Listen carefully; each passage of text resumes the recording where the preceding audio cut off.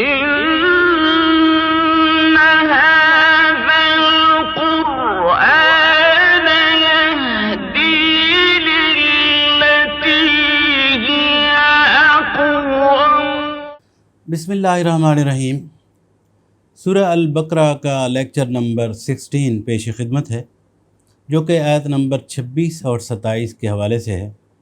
یہ آیت مبارکہ اللہ تعالیٰ کی مثالوں کے فلسفے اور فاسقین کی پہچان کے حوالے سے ہیں.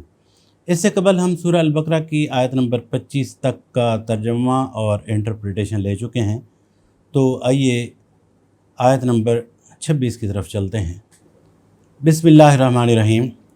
ان اللہ لا یستحیی ان یضرب مثلا ما بعوضۃ فما فوقها فاما الذین آمنوا فیعلمون انہ الحق من ربهم واما الذین کفروا فیقولون ماذا اراد اللہ بهذا مثلا یضل به کثیرا ویہدی به کثیرا وما یضل به الا الفاسقین. ترجمہ: ہاں، اللہ اس سے ہرگز نہیں شرماتا کہ مچھر یا اس سے بھی حقیر تر کسی چیز کی تمثیلیں یا مثالیں دے. جو لوگ حق کو قبول کرنے والے ہیں وہ انہی تمثیلوں کو دیکھ کر جان لیتے ہیں کہ یہ حق ہے جو ان کے رب ہی کی طرف سے آیا ہے، اور جو ماننے والے نہیں ہیں وہ انہیں سن کر کہنے لگتے ہیں کہ ایسی تمثیلوں سے اللہ کا کیا سروکار. اس طرح اللہ ایک ہی بات سے بہت سے لوگوں کو گمراہی میں مبتلا کرتا ہے اور بہت سے لوگوں کو راہ راست دکھا دیتا ہے، اور گمراہی میں وہ انہی کو مبتلا کرتا ہے جو فاسق ہیں. جان لیجئے، ہمیں قرآن مجید کو سمجھنے کے لیے قرآن کے ساتھ ہم مزاج ہونا ہوگا.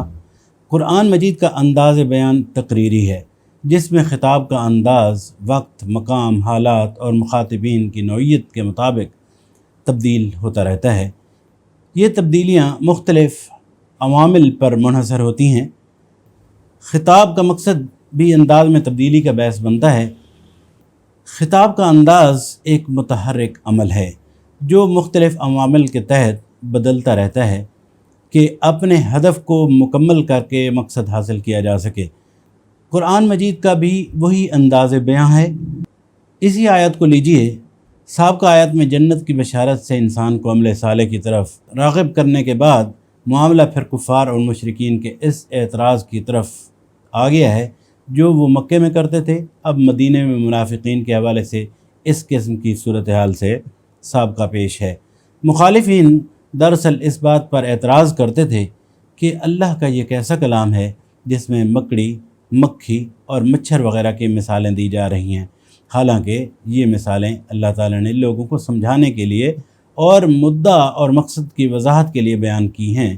کفار اور مشرکین کا کہنا تھا اگر یہ اللہ کا کلام ہوتا تو اس میں اس قسم کی چھوٹی چیزوں کی مثالیں دینے کی کیا ضرورت تھی. اسی بات کا جواب اللہ تعالیٰ نے کچھ اس طرح سے دیا ہے کہ انہی مثالوں سے اللہ تعالیٰ بہت سے لوگوں کو گمراہ کر دیتا ہے اور بہت سے لوگ انہی مثالوں سے ہدایت پا جاتے ہیں. جان لیجئے، اسی گمراہی اور ہدایت کے پس منظر میں نیت کا بڑا عمل دخل ہے. یقیناً وہ لوگ گمراہ ہی ہوں گے جو بات کو سمجھنا نہیں چاہتے، حقیقت کی جستجو ہی نہیں رکھتے. ان کی نگاہیں تو بس ظاہری الفاظ میں اٹک کر رہ جاتی ہیں اور وہ ان چیزوں سے الٹے نتائج نکال کر حق سے اور زیادہ دور چلے جاتے ہیں. جبکہ دوسری طرف وہ لوگ ہیں جو خود حقیقت کے طالب ہیں اور صحیح بصیرت رکھتے ہیں. ان کو انہی باتوں میں حکمت کے جوہر نظر آتے ہیں اور ان کا دل گواہی دیتا ہے کہ ایسی حکیمانہ باتیں اللہ ہی کی طرف سے ہو سکتی ہیں. لہٰذا یہ لوگ ان مثالوں کو اللہ کی طرف سے جانتے ہوئے اپنے ایمان میں مزید مضبوطی لاتے ہیں. اسی آیت کے آخر میں اللہ تعالیٰ نے تخصیص کر دی ہے اور اسپیسیفائڈ ہے کہ ان مثالوں سے کون سے لوگ گمراہ ہوتے ہیں. بڑا اہم نقطہ ہے، اہم پوائنٹ ہے. وما یضل به الا الفاسقین. اس سے صرف فاسق لوگ ہی گمراہ ہوتے ہیں. اب فاسق کون ہیں؟ اسلامی اصطلاح میں فاسق ہر اس شخص کو کہتے ہیں جو اللہ تعالیٰ کے احکامات کی جان بوجھ کر نافرمانی کرے اور دینی حدود سے تجاوز کرے. لہذا فسق کا مطلب ہے نکل جانا یا حد سے تجاوز کر جانا۔ اللہ تعالیٰ کے احکامات سے انحراف کرنے والا گناہ گار اور گناہوں کا ارتکاب کرنے والے کو فاسق کہتے ہیں۔ اب آئیے نیکسٹ آیت نمبر ہے 27۔ الذین ینقضون عہد اللہ من بعد میثاقہ ویقطعون ما امر اللہ بہ ان یوصل ویفسدون فی الارض اولئک هم الخاسرون۔ ترجمہ: اللہ کے عہد کو مضبوط باندھ لینے کے بعد توڑ دیتے ہیں۔ اللہ نے جسے جوڑنے کا حکم دیا ہے اسے کاٹتے ہیں اور زمین میں فساد برپا کرتے ہیں۔ حقیقت میں یہی لوگ نقصان اٹھانے والے ہیں۔ اس آیت میں اللہ تعالیٰ نے عہد توڑنے کی بات کی ہے۔ یہ کون سا عہد ہے؟ اس حوالے سے ہم کچھ جانتے ہیں۔ اس عہد کا واضح ذکر سورہ الاعراف آیت نمبر 172 میں مذکور ہے۔ وَإِذْ أَخَذَ رَبُّكَ مِن بَنِي آدَمَ مِن ظُهُورِهِمْ ذُرِّيَّتَهُمْ وَأَشْهَدَهُمْ عَلَىٰ أَنفُسِهِمْ أَلَسْتُ بِرَبِّكُمْ قَالُوا بَلَىٰ شَهِدْنَا أَن تَقُولُوا يَوْمَ الْقِيَامَةِ إِنَّا كُنَّا عَنْ هَٰذَا غَافِلِينَ۔ ترجمہ کر لیتے ہیں۔ اے نبی، لوگوں کو یاد دلاؤ وہ وقت جب تمہارے رب نے بنی آدم کی پشتوں سے ان کی نسل کو نکالا تھا اور انہیں ان کے اوپر گواہ بناتے ہوئے پوچھا تھا، کیا میں تمہارا رب نہیں ہوں؟ انہوں نے کہا، ضرور آپ ہی ہمارے رب ہیں، ہم اس پر گواہی دیتے ہیں۔ یہ ہم نے اس لیے کیا کہ کہیں تم قیامت کے روز یہ نہ کہہ دو کہ ہم تو اس سے بے خبر تھے۔ اسی آیت کی روشنی میں یہ طے ہے کہ انسان اس دنیا میں اپنے رب کے ساتھ اس کی بندگی اور فرما برداری کا عہد کر کے آیا ہے، اور اسی عہد کی بنیاد پر ہی تمام نوع انسانی صرف اس کی بندگی اور اطاعت اور پرستش کرنے پر مامور ہے۔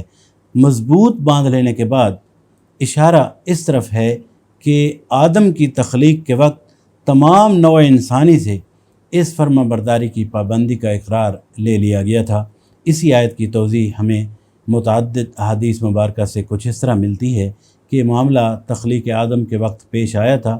اس وقت جس طرح فرشتوں کو جمع کر کے انسان اول یعنی آدم علیہ السلام کو سجدہ کرایا گیا تھا اور زمین میں انسان کی خلافت کا اعلان کیا گیا تھا، اسی طرح پوری نسل آدم کو بھی جو قیامت تک پیدا ہونے والی ہے اللہ تعالیٰ نے بیک وقت وجود اور شعور بخش کر اپنے سامنے حاضر کیا تھا اور اس سے اپنی ربوبیت کی شہادت لی تھی۔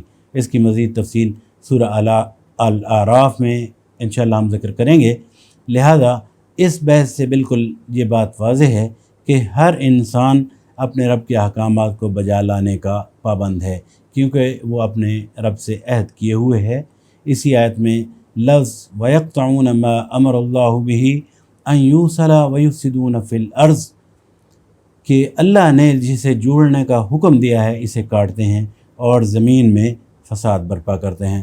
آیت کے اس حصے میں جس معاملے کو کاٹنے اور جوڑنے کا حکم کی بات کی گئی ہے وہ دراصل انسانوں کے باہمی تعلقات ہیں۔ ان تعلقات میں اگر بگاڑ پیدا ہو تو فساد کی شکل نکلتی ہے۔ انفرادی اور اجتماعی روابط اسلامی معاشرے کی بنیاد اور ترقی کا اہم ذریعہ ہیں۔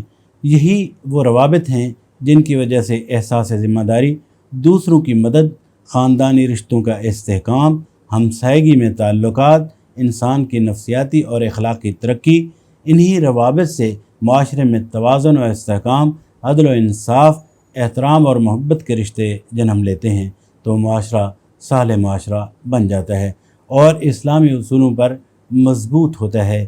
یہی وہ تعلق ہے جس سے دو افراد کے مابین تعلقات سے لے کر انٹرنیشنل لیول تک کے تعلقات قائم کیے جاتے ہیں، اور اگر ان رشتوں کو توڑا جائے گا تو نتیجہ فساد کی شکل میں ہوگا، جس سے معاشرے کے اندر بے چینی، عدم استحکام، عدل و انصاف کا فقدان، خاندانی رشتوں میں بگاڑ، طبقاتی تفریق، بدعنوانی اور استحصال جیسے معاملات جنم لیں گے جو فساد کی شکلیں ہیں۔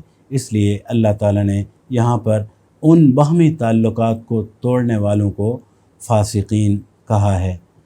الحمدللہ آج کا لیکچر مکمل ہوا، جس میں ہم نے سورہ البقرہ کی آیت نمبر 26 اور 27 کے حوالے سے گفتگو مکمل کی ہے۔ اس کے بعد نیکسٹ لیکچر میں انشاءاللہ ہم آیت نمبر 28 سے ترجمہ اور انٹرپریٹیشن لیں گے۔ اللہ تعالی ہمیں قرآنی احکامات پر عمل کی توفیق عطا فرمائے، آمین۔ اپنا بہت سارا خیال رکھیے، مجھے اجازت دیجیے، اللہ نگہبان، والسلام علیکم ورحمۃ اللہ۔